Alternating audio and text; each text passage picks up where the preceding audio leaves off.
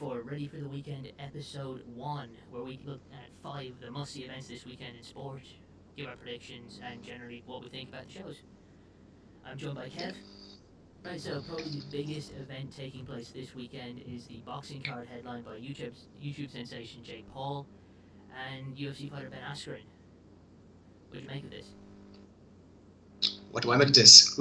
I have a few points to make. It's not going to be professional like as this fight. Let me tell you that. Um, it is the most bizarre fight in terms of Jake Paul, a YouTuber that comes up against an actual professional UFC wrestler. Which I love. You have to admit, you kind of like these fights where it's just crazy, out of blue, nowhere fights that you would never predict. Like, we all know that Jake Paul is going to be fighting someone, but who is anyone guess? He's just no idea who's going to be fighting. Which I have to admit, it's all pretty much entertaining purposes. Like, there's no actual who's going to win this fight or not. That's pretty much. I mean, yeah, I ran through their sort of credentials and stuff, and you just look at like what each guy's done, and it makes absolutely no sense. I mean, Ben Askren, 36, never boxed before, 19-2 MMA record, Yeah. two-time NCAA wrestling champion, former Olympic wrestler, held welterweight titles in Bellator, won championship, and he was a former world number 9 in amateur disc golf. Jesus, I did not know that actually. Is that very crucial in the fight? I'm sure it'll be useful somehow. Someone will make an argument in the commentary and bring up that point. Yeah, the guy has been in there with some of like the most dangerous welterweights on the planet, like Diego Lima, Andrei Korshkov, beat Robbie Lawler in a contentious fight in his UFC debut, but he hasn't fought since 2019 and he's coming off a hip surgery. Okay. And like, when was he last recovered from that hip injury? I mean, apparently the surgery was last year, or was 2019, and he hasn't fought since.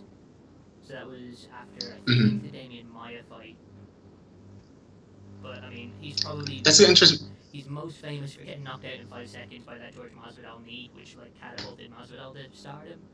But I really don't see how this is, like, allowed in a certain sense. Because, I mean, boxing licenses have to be granted here, and it's, like, a guy who's fought some of the most dangerous men on the planet against a guy that's fought 2 YouTubers and an NBA player. Yeah, and the fact that when he got knocked in 5 seconds was by his opponent's knee. Like, obviously, in the boxing fight, but just using the fist. Yeah, so Askren shot straight in for a double leg takedown, and Masvidal just charged at him and kneed him full force in the head on his way down. He was charging straight into it. Nobody was getting up after that. Yeah. Actually, you know what, interesting? I wonder what the commentary would be like. I mean, we have professional commentary when it goes to statistics about how his punches come across. But when it comes to this kind of match, I don't know what to say. Like, they would try going, like, what this guy is potentially good at and try and mix it in, because in these kind of fights, you have absolutely no idea who's going to win this fight. And which, of course, again, is obviously entertainment purposes, but it's very interesting to watch. Yeah, I mean, like, last time Jake Paul fought was on the Mike Tyson undercard, and Snoop Dogg was on commentary, so... Yeah, that's right. Oh my god, that's the kind of height of boxing these days. Of course, it's looking like from the past couple of years, UFC is obviously the main event to watch, and then the boxing is more just people, as we've seen, like on Saturday, just amateurs coming in, professionals that are YouTube superstars. Like, it's a bit majestic, to be honest. But I would have to say though, it's more like what's happened next few years, because there's no end point for this match, because it's more like a progress, because Jake Paul is definitely will not be finished. He still probably has a lot more fights to continue. Yeah, I mean, he's a pay-per-view draw. There's no dispute this will sell. Askren, this is one and done. I don't think there's any chance, even if he wins, that he boxes again. Yeah. He's already said he wants to go back into competitive wrestling. So, it is a cash grab. Can't blame him for it. Gets eyes on him. And win or lose, he's making a shed load of money.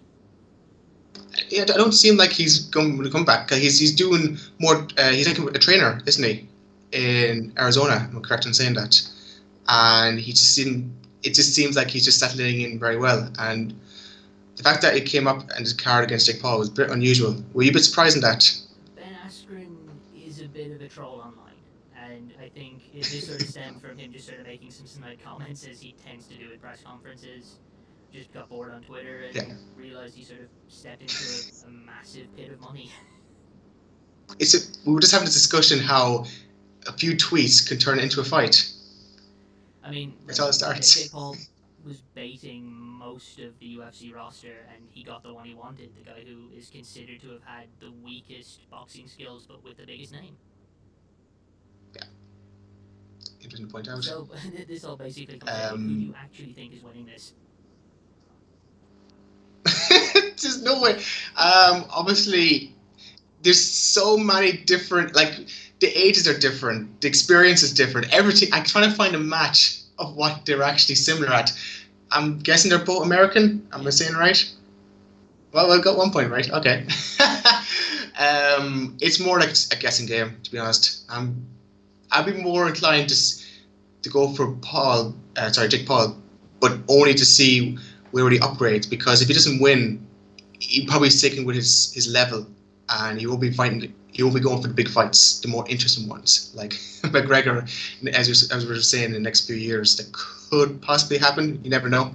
That would be a train wreck if it happened. I mean, there's no legitimate way that should be happening, but it's boxing, so it probably will.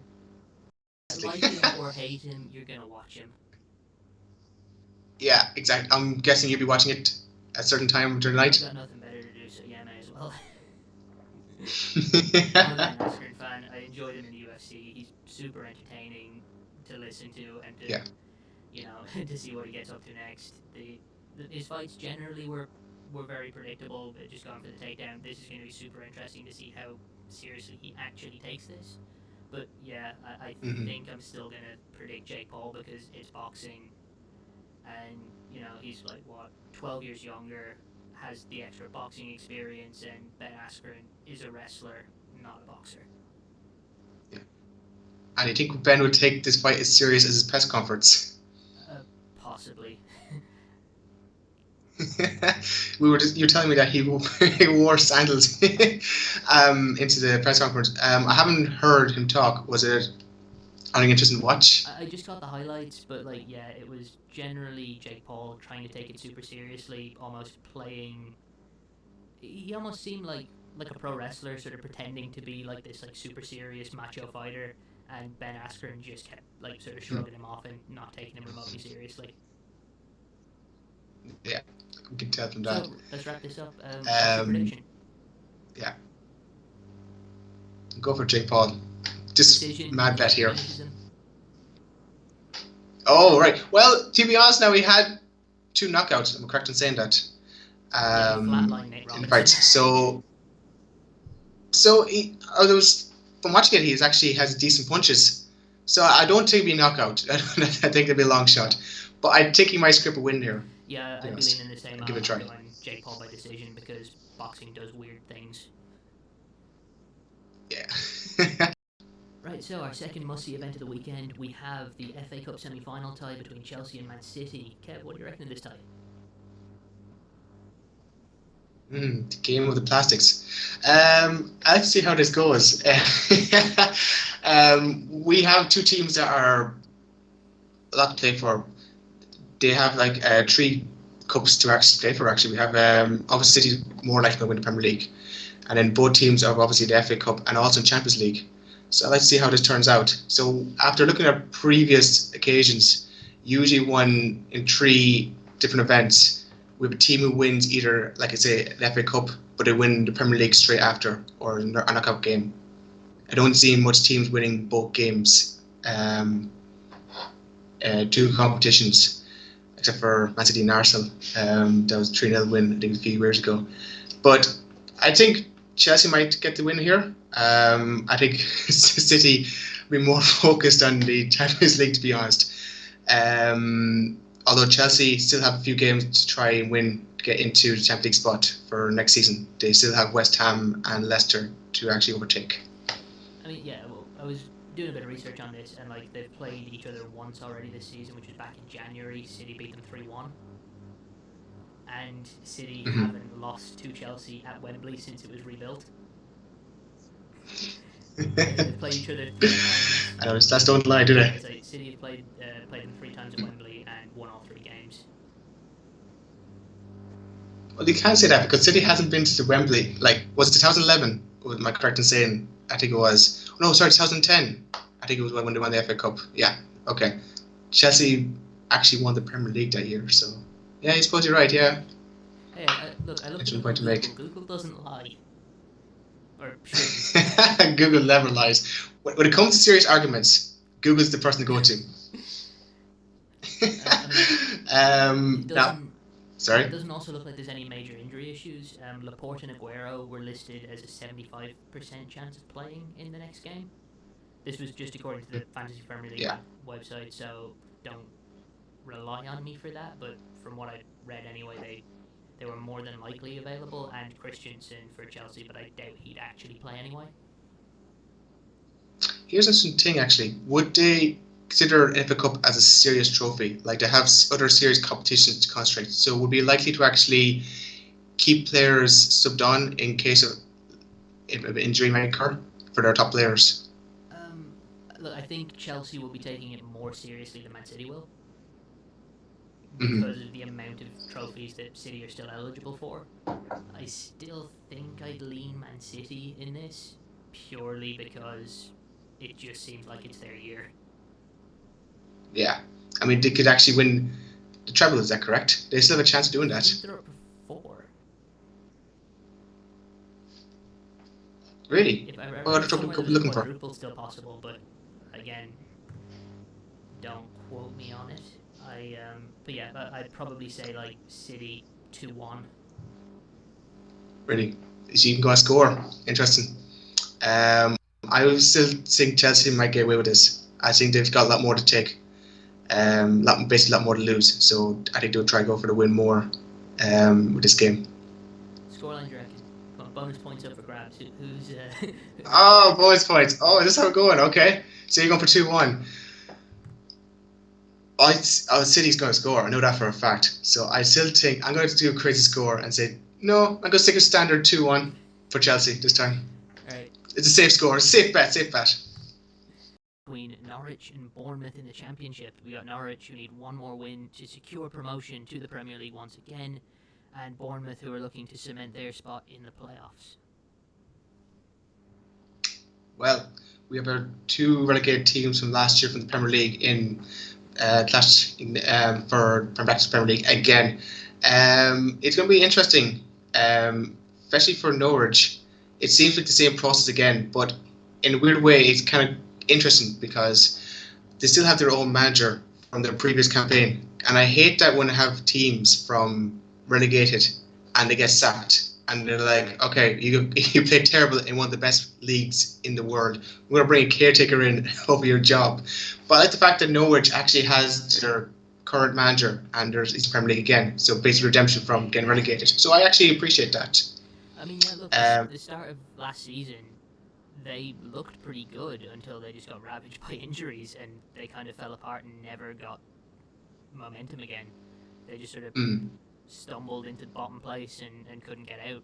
But I mean, I think at one point they had about 14 players injured, which I think pretty much every team in the Premier League would be in a fairly precarious situation if you had that amount of injuries. Like we've seen from like current teams like Liverpool, like when you have injuries like that, it's going to really affect the team, and we've seen that. So it's not, I wouldn't say that the manager's problem per se. So it's good to see that he's given another chance and seemed to do very, very well for himself. Yeah, not only that, but I mean, they also kept the core of that side. I mean, Pukki, Buendia, Cantwell, they're all still there. This is like a team that, like, all those players look really, really good in the Premier League last year, and they're all just sort of like balling out in the Championship, just like, yeah, we're here, we're gonna play. In that same point, I'm very glad that those players actually haven't left either. Like Pukki, obviously a little, like I would say that one season wonder. I would say like 3-month wonder. But to come back here in the Championship and score that many goals, I've seen crazy statistics, and I'm really, really impressed to see him going on ahead. And I must say, I'm looking forward to seeing him in the Premier League if that happens, which is more likely. They need 2 more points to guarantee automatic promotion. I think they've got like 5 games left. They're unbeaten in 13 in the league. Yeah, pretty impressive stuff. And Bournemouth also did very well for themselves. 5 games in a row, 5 wins. Yeah, so far. It very much looks like they're nailed on for a playoff spot if they're coming out. It looks like Watford have done enough to grab second, so they're gonna have to come up through the playoffs if they're gonna want to get back in the league. But I'll be honest, looking at the two sides and the fact that Bournemouth beat them earlier in the season, I do think I'll be going Bournemouth in this one. Yeah, I mean, from looking at things, well, obviously, it's been interesting the fact that even though it is more likely that Norwich is going to win, the fact that all they need is just 2 points just across the finish line. I still think Norwich with just that little edge to get them over the line. Like, it's only one match, and if they just get that win, they can basically just take a rest for the rest of the season. Yeah, if they wanted to. It's kind of for that reason that I'm going Bournemouth, though. It's like, yeah, they beat them earlier in the season, but also they'll be looking at it as like, okay, we only need 2 more points, but they're playing someone that need a win to sort of drag themselves into the playoff spots and make sure they get a decent draw.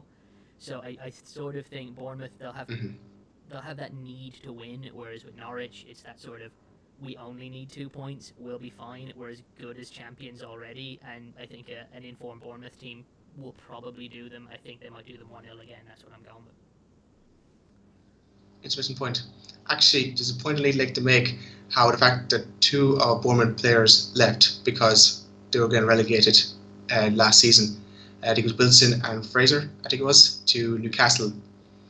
And I'm wondering, interesting point to make, if somehow during the season Bournemouth gets promoted and Newcastle gets relegated somehow, I wonder how would we like back to welcoming arms back to Bournemouth.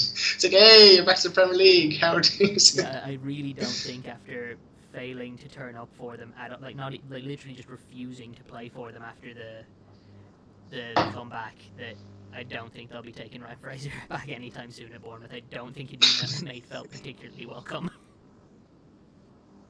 Like, to be honest, at Bournemouth, they're doing pretty well without their 2 main guys. We'll see how it goes again. So, what's your score prediction then? I think that I still think Norwich is going to win this. No drama. Just get finish time.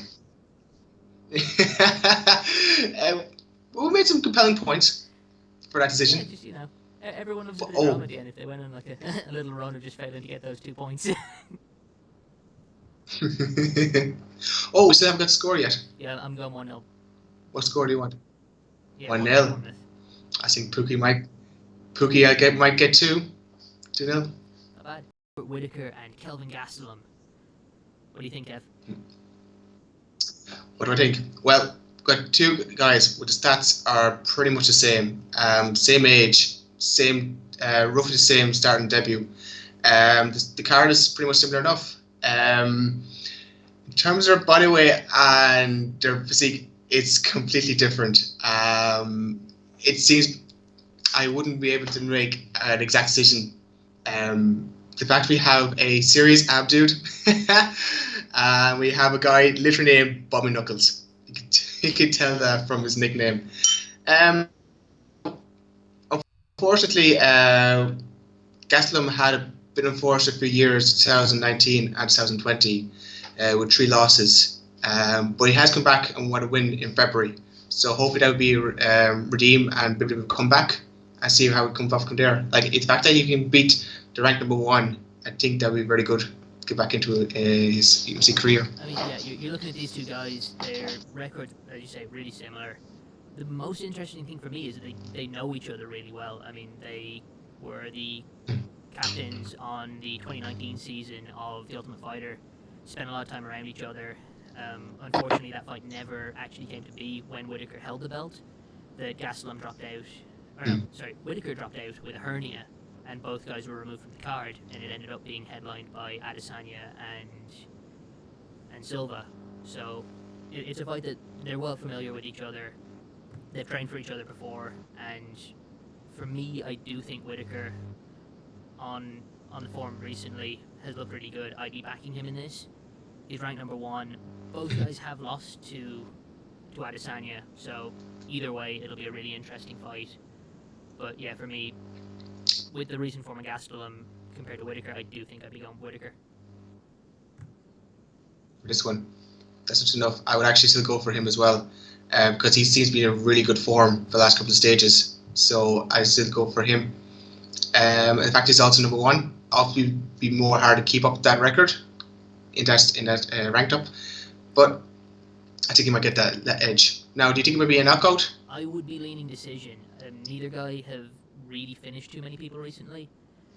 Both the 2-fight win streak that Whittaker's on have both been decision wins over Darren Till and Jared Cannonier, and the same with Gastelum. He had a decision win over Ian Heinisch back in February. So both guys not really on a fast track to finishing people early. I think this will go the 5 rounds, and I'll be leaning Whittaker. And would Gastelum is actually in need of this win? Like, it would just bring him back even lower, or would he still have a chance to come back after this fight? It's an interesting one because, I mean, like, look, usually if someone suffers a 3-fight losing streak, they would be cut from the UFC. He's a really well-respected and liked fighter, and that win by Heinisch, while not a household name, did him a lot of good. So I don't think he's in any trouble. He'd probably slip back into more of a gatekeeping role where he'll be fighting much, much lesser names than this. He wasn't even supposed to be the headline of this card. It was supposed to be Paulo Costa. He's taken it on 1 month's notice. So I think he'd sort of slip 12, 14 on the rankings, probably be pitted against guys that are on the up. And yeah, this is an important fight for both guys. Whether one of them gets a title shot off the back of this, who knows? And if Whittaker gets this win, what it leads for him? If he finishes Gastelum, he's probably fighting Adesanya. If not, he's probably going to need one more win to get that title shot. So yeah, what are you leaning? I think we'll go for him as well. Decision, finish, what are you going with? I think it was more decision. I mean, I think these two have a lot to go for. I don't think it's going to be a serious knockout. The fact that these guys know each other and they probably know their strengths and weaknesses, I think it's just more who wants it more. I think. Fifth and final game of the weekend is the opener of the MLS season between Columbus Crew and Philadelphia Union. We have the champions of the MLS Cup against the Eastern Conference champions. Kev, what do you make of this tie? So this is a very good game to start the season. We've got Columbus, MLS champions, and we've got Philadelphia Union, who are the conference champion from last year. Both sides seem to be very, very closely ranked. Obviously, we have Columbus, who are ranked first. Teams are very decent enough, but we have some players who've been left out of the squad for, I think it was like Columbus or even Philadelphia. Transfers may affect from the previous seasons. It's kind of interesting to note, actually, where we have English players in the teams, in American football teams, where they're more likely to be old, and we have the new American people now are leaving back to Europe.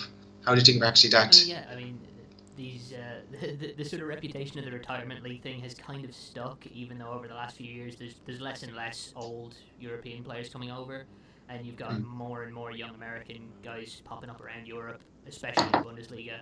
But I stand by that the MLS is one of the most underrated leagues going, especially for entertainment value.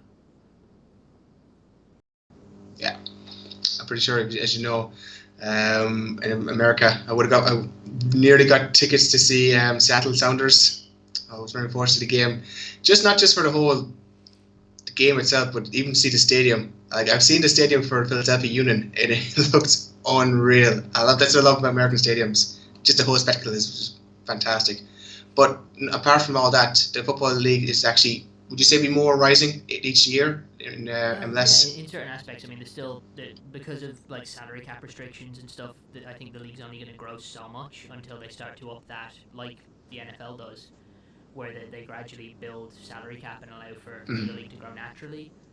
But I mean, definitely I started following it around 2014, and I think especially the best players in the league have kept getting better, and the bottom end of the league continues to gradually improve. Yeah, I think so too. And we've got interesting players actually in Columbus League. Columbus Crew. We have Sean Wright Phillips' brother in that league. Legend. In that team. What? Yeah, I mean, it was him and Sean Wright Phillips who played for New York in the same team. Actually, I wonder how to do. Actually, it was a good combination. I don't think good Sean duo. played an awful lot. I think he very much was quite injury prone through his time in MLS, whereas Bradley is an absolute legend in MLS. And you still think him actually? I think he's like 34, I think, and you still think he might actually keep him going for another few years. He's going to be a bit part player for Columbus. He's there to provide options off the bench and to fill in when needed. I mean, their star striker in Jesse Zardes was fantastic last season. They kept hold of him. They're going to be a very strong side this year. I mean, Zelarayan as well. Very, very good attacking midfielder. Played Seattle off the park in the final, and I was just spending most of the game quite envious. We've actually noticed that Philly players have actually, young Americans actually left for big clubs in Europe. Do you think it might affect the game itself? Yeah, I mean, look, Aronson went to Salzburg. That was a deal that was already agreed before the end of last season. They knew he was leaving, but he was still there on loan to see at the end of the year. Mark McKenzie, I'm not as familiar with. He went to Genk, but they replaced him with Stuart Findlay from Kilmarnock. If that works, it's great. It's always difficult to judge how players from Europe are going to come over and deal with the weirdness of MLS, like the travel schedule and stuff like that. You've seen a lot of guys come over and they have not taken to it at all. Like the fact that England, probably the biggest travel, probably 6 hour, I'm guessing, on a car would be the longest. Like from Southampton to Newcastle. That'd be a long away trip. I mean, like that's a very, very short away trip in MLS. The fact that would be more use of planes than actually in their cars. I really think there'll be too many away day road trips. Otherwise, there would be no training done that week. be no party bus with fans going around. Opening week of seasons, they're always super unpredictable. These are two of the top sides from last year. I still think I'd be leaning with Columbus. They've kept most of their side from last year and added really, really good squad pieces like Molino, Wright Phillips, and Perry Kitchen. MLS veterans, very low risk signings. I definitely think they take it. I'm probably going 2-0 to Columbus. Perfect. To Columbus. How about you, Kev? To be honest, now I still think the same thing. Yeah, Columbus might get the win as well. It's got legends in the team. Get backups. Right. But you go for 2-0. I go for 1-0. Cool. I'll go for 1-0. So most of our predictions have ended up pretty similar. Hopefully most weeks won't end up like that. Yes. But that brings a wrap to the first ever episode of Ready for the Weekend. We'll be back next week. We'll pick 5 more games. We'll recap over our picks from this week and probably laugh at how outrageously bad they ended up being. So, till then? Yeah, it will be. There's no guarantee. It's going to be guaranteed. It's going to be outrageous, the results. Right, and until then, we're done. Perfect.